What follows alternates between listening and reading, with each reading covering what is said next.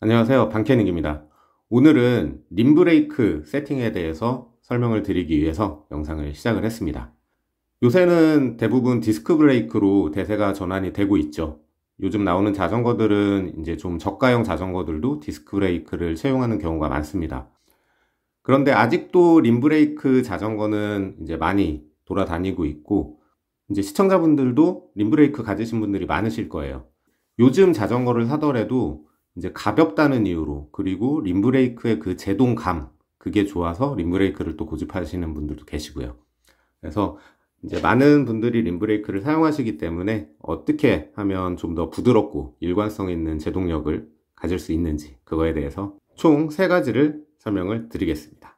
자, 첫 번째는 브레이크 표면하고 림 표면을 정리해 주는 겁니다. 지금까지 한 번도 자기 자전거의 브레이크 패드를 떼본 적이 없다, 교체해 본 적이 없다라고 하시는 분들은 지금 한번 브레이크 패드를 떼서 보세요. 지금 이 패드 같은 경우는 제가 세척 작업을 하고 주기적으로 좀 관리를 했던 패드라서 이제 표면이 이제 깨끗하죠. 하지만 오랫동안 아무런 관리를 하지 않은 패드들을 뜯어보면 여기에 알루미늄 칩들이 막 박혀 있는 것들이 많이 있어요. 이게 왜 그러냐면, 자, 이거는 뭐 다른 공구긴 한데 이게 그 휠의 림이라고 생각을 해볼게요. 이게 알루미늄 재질로 되어 있습니다. 그리고 상당히 연하고 무르기 때문에 손상이 쉽게 일어나요. 우리가 주행을 하다 보면 이제 돌이 튀거나 아니면 어디 이렇게 콱 찍어가지고 림 표면이 손상이 되는 경우들이 많이 있습니다. 그러면 그쪽에 이제 저희 손가락 끝에, 손톱 끝에 끄스머리 일어난 것처럼 이제 손상된 부위에 알루미늄 조각, 즉 칩이라고 하죠. 그 알루미늄 칩이 이렇게 들고 일어나게 돼요. 그 손상된 부위에. 그러면 이렇게 제동을 했을 때 얘가 딱 붙어가지고 거기를 쭉 긁고 지나가면 그 올라온 칩들이 그냥 날아가면 좋지만 대부분 요 패드에 박혀가지고 이쪽에 남아있는 경우들이 많이 생깁니다. 그게 이제 누적이 되다 보면 뭐 적게는 한두 개, 많게는 뭐 대여섯 개 이렇게 칩들이 박혀 있는 경우들이 있어요. 그래서 이 칩들을 제거해 주는 게 필요합니다. 그래서 패드를 분리를 한 다음에 표면은 뭐 물티슈나 아니면 그냥 물로 세척해 주셔도 되고요. 한번 세척을 해 주시고 그 다음에 이제 표면에 칩들이 박혀 있는 게 보인다면 뭐 커터칼이나 뭐 날카로운 송곳 등을 이용을 해서 그 칩들을 이렇게 빼내 줍니다. 그러면 거기에 이제 그 흉터처럼 곰보 자국이 이렇게 남기는 하는데 어차피 사용하다 보면은 그건 다 이제 갈려서 평평해지니까 그 흉터가 남았다고 그게 뭐 제동감에 영향을 준다거나 뭐 다른 문제를 발생시키지는 않으니까 걱정을 안 하셔도 되고요. 그 다음에 이제 패드의 칩을 다 제거를 깔끔하게 해주셨다면 이 림 표면도 한번 정리를 해주시는 게 필요합니다. 림에 상처가 있으면 이 패드를 아무리 잘 청소를 해놔도 또 그 부위를 긁고 지나가면서 일어나는 알루미늄 칩들이 또 박히겠죠. 그래서 림 표면을 한번 쫙 보시고 거기에 상처가 있는 부분들, 그래서 손으로 이렇게 한번 싹 해보세요. 그러면 까끌까끌하고 걸리는 느낌이 있는 부분이 있을 겁니다. 그럼 그쪽을 사포 같은 걸로 살살살살 밀어가지고 그냥 매끈하게 만들어 주시면 돼요. 이제 너무 많이 밀 필요는 없고 그냥 뭐가 이렇게 걸리는 느낌이 없어질 정도로만 살짝 다듬어 주시면 됩니다. 그렇게 하면 이제 훨씬 부드러운 제동감을 가지실 수 있고요. 그리고 브레이크를 잡았을 때 뭐가 이렇게 막 긁히는 소리, 갈리는 소리, 서걱거리는 소리, 이런 것들을 모두 없앨 수 있습니다. 다음은 두 번째로 브레이크 패드의 각도 세팅입니다. 브레이크를 잡게 되면 이렇게 림에 이렇게 닿아가지고 제동력을 발생을 시키죠. 가장 좋은 건 이 모든 면이 동시에 림에 딱 닿아서 최대의 면적으로 브레이킹을 해주는 게 가장 큰 제동력을 얻는 방법이겠죠. 하지만 이거는 부드러운 제동감하고는 약간 거리가 있습니다. 일단 결론부터 말씀드리면 토인 세팅이라고 해서 이 브레이크 패드가 앞쪽 면이 이렇게 기울어지게 세팅을 해서 브레이크를 딱 잡았을 때 앞쪽 면이 먼저 림에 닿게 하고 여기서 더 힘을 주게 되면 이제 뒤쪽 면도 마저 닿게 하는 세팅인데요. 이 세팅의 장점은 뭐냐면 처음에 작은 면적을 닿게 해서 이제 한 번에 큰 제동력이 걸리지 않게, 그러니까 점차적으로 브레이크 레버를 세게 잡을수록 점차적으로 제동력이 증가하는 효과를 극대화시킬 수 있습니다. 그러면서 부드럽게 제동이 되는데요. 그게 왜 부드럽게 제동이 되냐면 이게 만약에 앞쪽이 먼저 닿지 않고 뒤쪽이 먼저 닿게 된다면 이 브레이크 패드는 가운데 쪽에 축이 있죠. 이 축이 이렇게 있는데 힘을 받는 지점이 앞쪽에 있다 그러면 그냥 이렇게 부드럽게 지나갑니다. 근데 만약에 뒤쪽에 힘점이 존재하게 되면 얘가 림이 이렇게 앞으로 진행을 하죠. 앞으로 진행을 할 때 이 뒤쪽은 더 내려가고 앞쪽은 들리는 효과가 나면서 드드드드드 하는 그런 감촉을 느끼게 됩니다. 이거를 쉽게 이해하시려면 이제 땅에다가 발을 이제 힘을 줘가지고 꾹 눌러보세요. 그 다음에 발 뒤꿈치를 들고 이렇게 쓱 한번 당겨 보세요. 그러면 좀 다소 부드럽게 이렇게 쭉 당겨져 오는데 발 뒤꿈치를 딱 대고 발을 끌어당겨 보면 뭔가 이렇게 드드드드 하는 그 느낌을 받으실 수 있습니다. 이제 뭐 맨발이면은 좀 느끼기 어려울 텐데 운동화 신고 그래 보시면 바로 이해가 되실 거예요. 그래서 그런 원리로 해서 브레이크 패드 세팅은 토인 세팅이라는 걸 해줍니다. 물론 이 토인 세팅을 하게 되면 앞쪽이 더 많이 닿기 때문에 편마모가 일어나겠죠. 앞쪽이 먼저 닳고 뒤쪽이 앞쪽보다는 훨씬 늦게 마모가 될 겁니다. 그래서 대각선으로 이렇게 마모가 될 거예요. 그렇게 되면은 이제 브레이크를 잡아서 그 간격을 확인을 했을 때 토인 세팅이 풀렸다 그러면 얘를 다시 각도 조정을 해줘야 되는 번거로움은 있습니다. 그리고 전체가 동시에 이렇게 딱 닿게 하는 것보다는 아무래도 그 패드의 수명은 좀 더 짧아지겠죠. 왜냐면 뒤쪽은 한참 남아있더라도 앞쪽이 다 닳아가지고 교체를 해야 되는 게 있으니까요. 하지만 이런 단점을 가지고 있음에도 이제 토인 세팅을 추천을 하는 이유는 브레이크를 잡았을 때 그 제동감이 정말 비교할 수 없게 부드럽습니다. 급제동 할 때는 토인 세팅을 하더라도 무조건 전체가 다 붙게 돼요.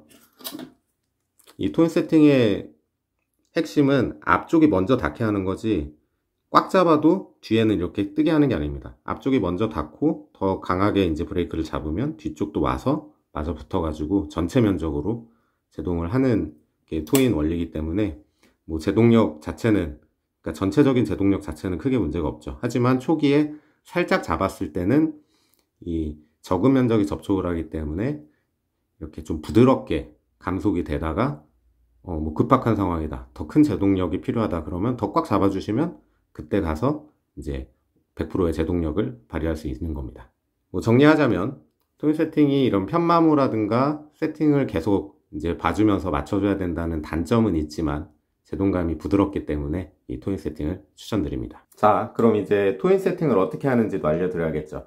자, 일부러 이제 림하고 브레이크 패드 간격이 잘 보이게 타이어를 빼놓은 상태로 지금 세팅을 했습니다.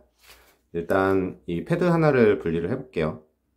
패드 하나를 분리를 해주시면 충분히 풀어주셔야 돼요. 충분히 낭창거리고 움직일 수 있을 만큼. 그래서 림 표면, 림 라인에 잘 맞게 일단 먼저 정렬을 해주신 다음에 요런 그냥 뭐 이거 두께가 한 0.5mm 정도 되는 플라스틱 카드인데요. 요거를 뒤에 이렇게 적당하게 한 1cm 정도? 이 정도에다가 딱 대줍니다. 딱 대줘서 잘 잡아주시고 그 다음에 브레이크를 잡아줍니다. 그러면 얘가 이 플라스틱 카드 때문에 뭐 두꺼운 종이로 해도 상관은 없어요. 아무튼 뒤에 간격만 만들어줄 수 있는 거면 됩니다. 그래서 이렇게 브레이크를 잡은 상태에서 볼트를 조여줍니다. 볼트를 조여주면 이 각도대로 얘가 패드가 딱 고정이 돼서 세팅이 되겠죠. 그런 다음에 브레이크를 풀고 다시 브레이크를 잡아 볼게요. 그렇게 하면 자 보이시나요? 이 왼쪽 거는 지금 수평으로 세팅되어 있는 상태예요. 근데 방금 토인 세팅을 한 거는 이렇게 그냥 보기에도 뒤에가 넓고 앞에가 약간 좁은 걸 보실 수 있습니다. 그래서 브레이크를 잡게 되면 앞쪽이 먼저 닿고 그 다음에 더 힘을 주면 뒤쪽이 마저 이렇게 닿는 걸 보실 수 있어요. 이 토인 세팅 굉장히 간단하죠. 그렇게 어렵지 않기 때문에 이제 수시로 이 세팅이 제대로 잘 돼 있는지 혹시 앞쪽이 마모가 돼서 이제 풀리진 않았는지 이거를 잘 체크해 주시면서 관리해 주시면은 부드러운 제동감을 유지시키는데 도움이 되실 겁니다. 자, 마지막 세 번째는 브레이크 센터 세팅입니다. 지금 보시면 딱 볼 때도 이 왼쪽 패드가 더 림하고 가까이 붙어 있고 이 반대쪽 패드는 넓게 벌어져 있는 걸 보실 수 있어요. 이 센터가 맞지 않으면 브레이크를 잡았을 때 더 가까운 쪽이 먼저 닿게 됩니다. 그리고 더 힘을 주게 되면 반대쪽에 이제 와서 붙겠죠. 이렇게 하면 무슨 문제가 있냐면 브레이크 편마모가 생깁니다. 당연히 먼저 닿는 쪽이 더 많은 마모가 되겠죠. 그리고 한쪽 면만 닿기 때문에 제동력도 손실이 생길 거고요. 그리고 여기서 브레이크를 더 꽉 잡아서 반대편이 잡아주게 되면 이 미세하게 림이 움직이는 거 혹시 보이시나요? 왜냐면 이쪽이 더 큰 힘을 내기 때문에 림이 이쪽으로 휘어지는 상황이 생깁니다. 이게 장기화되면은 림이 틀어지는 사태가 생기겠죠. 그래서 스포크 조절해가지고 꿀렁이면 이제 다시 잡아줘야 되는데, 그래서 브레이크 센터 잡는 세팅이 중요합니다. 이 브레이크 센터 잡는 세팅도 그렇게 어렵지 않아요. 지금 제가 이 파란색 볼트를 꽂아놨는데 이건 편의상 이렇게 해놓은 거고, 보통은 이런 이제 볼트로 여기 이제 박혀 있습니다. 이거 돌리기가 좀 불편해가지고 이제 손나사로 지금 바꿔놓은 거고요.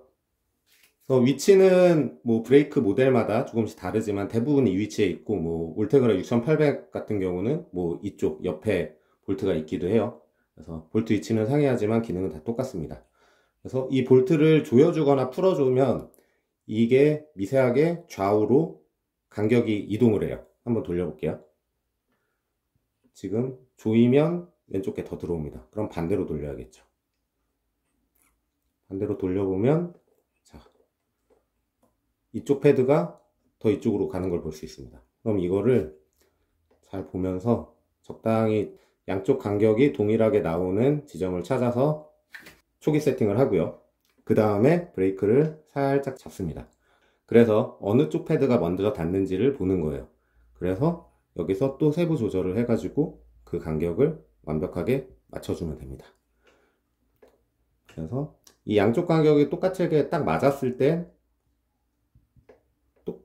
양쪽이 동시에 닿기 때문에 제동력도 손실이 발생 안 하고 림에도 휘어지는 힘이 작용을 안 하겠죠. 그래서 브레이킹 성능도 극대화하고 림의 손상도 막을 수가 있습니다. 근데 이 볼트로 조절하는 방법을 모르셔가지고 이 캘리퍼 자체를 이렇게 움직여가지고 맞추시는 분들도 계세요. 이거는 잘못된 방법입니다. 원래 이 캘리퍼는 적당한 토크로 딱 제대로 체결을 해놨으면 이렇게 손으로 움직였을 때 안 움직여야 정상이에요. 그래서 이 조절 볼트를 가지고 센터를 마지막에 조절을 해주는 겁니다. 그래서 이 점 참고하셔가지고 세팅해 주시면은 브레이크 세팅이 끝나게 됩니다. 자, 지금까지 림 브레이크의 부드럽고 일관성 있는 브레이킹 성능을 위한 세팅 방법 그리고 관리 방법 총 3가지를 말씀을 드렸습니다. 자, 다시 정리를 하자면 이 브레이크 패드에 이물질이 있는지 없는지 확인하시고, 만약에 이물질이 박혀 있다면 그걸 제거해 주시는 거, 그리고 두 번째는 브레이크 패드와 림 표면의 각도를 토인으로 세팅을 해 주시는 거, 그리고 마지막으로 브레이크와 림 사이의 간격을 양쪽을 동일하게 맞춰주는 센터링 세팅, 이렇게 3가지를 말씀드렸고요. 그렇게 어렵지 않습니다. 큰 기술이 필요한 것도 아니고 전용 공부가 필요한 것도 아니에요. 그래서 이 영상 보시고 그 본인의 자전거 한 번씩 체크해 보셔서 이 세팅이 만약에 잘못되어 있다면, 혹시 뭐 좀 다르게 되어 있는 게 있다면 그거 만져주시면 이전과는 확연하게 다른 그 브레이킹 감을 느끼실 수 있을 겁니다. 오늘 영상은 여기까지고요. 다음에도 그 시청자 여러분께서 집에서도 간단하게 하실 수 있는 자가정비 꿀팁 그리고 그 방법들을 계속 영상을 만들 수 있도록 하겠습니다. 감사합니다.